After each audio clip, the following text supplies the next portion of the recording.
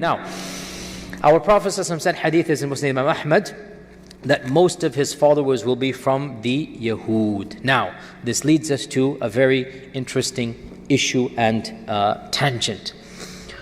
We had mentioned last week, that the Christian belief is very similar to our belief, especially the evangelicals, that Jesus is the Messiah and he shall come back towards the end of times, that there shall be a false Messiah, the Antichrist, and that Christ and Antichrist will fight it out, and that Christ will win over the Antichrist in the great Armageddon.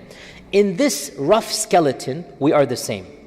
No issues. Now, with the devil's in the detail, and they have a lot of other ikhtilafat, but in this skeleton, evangelicals, Baptists, Muslims, we all believe the same thing.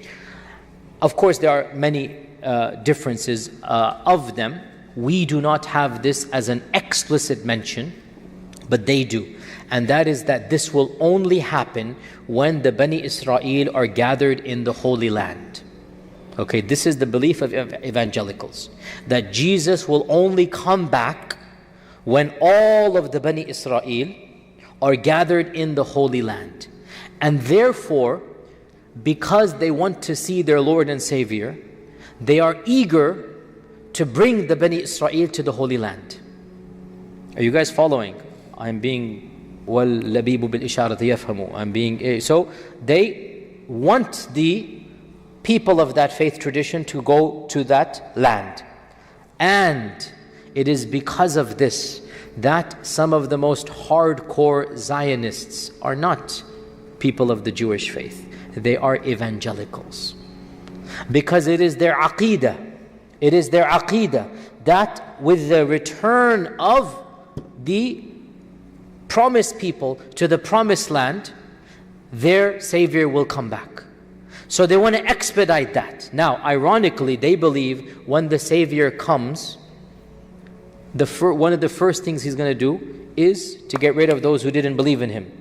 And primarily, according to their aqeedah, the people who tried to kill Him, or actually succeeded in killing, because they believe they succeeded. Now, this is the irony of ironies. Think about it. I need you to understand my point here. This group wants to expedite and support the Bani Israel to go to this land with the aqeedah that they will all be destroyed in that land. You understand this? They are ardent Zionists, and they have no love for the people whom they are helping. On the contrary, their aqeedah is that the very people they're helping, you understand this point, right? Wallahi, ajab al-ujab, ajib. How can the other group accept their aid knowing that this group wants us dead? And my mind was perplexed, and I actually, I am an interfaith person, I'm involved in whatnot. I had a friendship with one of the rabbis of Memphis, and we would go out to lunch every few weeks and whatnot. It's good to have interfaith and friendship, and we got to a very frank point. So I actually asked him, I said, aren't you embarrassed to accept help from people who think that helping you will eventually cause you to be killed? Isn't there some haya sharam, some dignity, some izzah? Like the very people who want to get rid of you, they're helping you in the aqeedah that you will be gotten rid of. And he just smirked. He goes, well, that's their belief. If they want to throw money and power at us, then, we don't believe it's going to happen. Basically, he said in a nutshell, if they're foolish enough to believe it, that's their business. We're going to still accept their power and help. So we have to understand this point, O Muslims. The people who are supporting this guy in the White House, right? This whole move to Jerusalem, the capital, whatnot, this is all a tactical decision. He might be a blabbering idiot, but he is a tactical blabbering idiot. He knows what he's doing. He is feeding his base. Another tangent here, subhanAllah. He is feeding his base, he's giving them the scraps from the table. Why is he doing this? He knows his base is evangelical. He knows this people, they want him, and so they feed him this stuff to do what?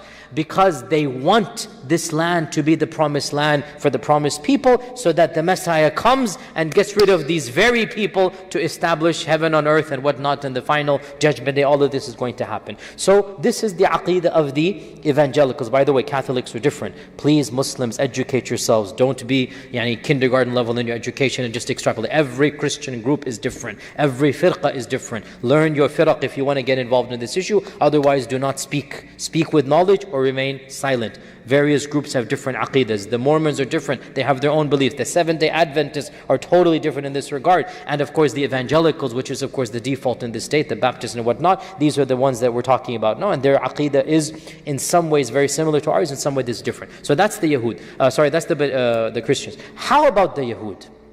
How about the Yahud? What is their belief in the Masih? And why is our Prophet ﷺ saying that the majority of the followers of Dajjal will be from that group? Well, in Jewish eschatology, the term Masih, it refers specifically, they do have this aqeedah, and it refers to a future king from the line of David.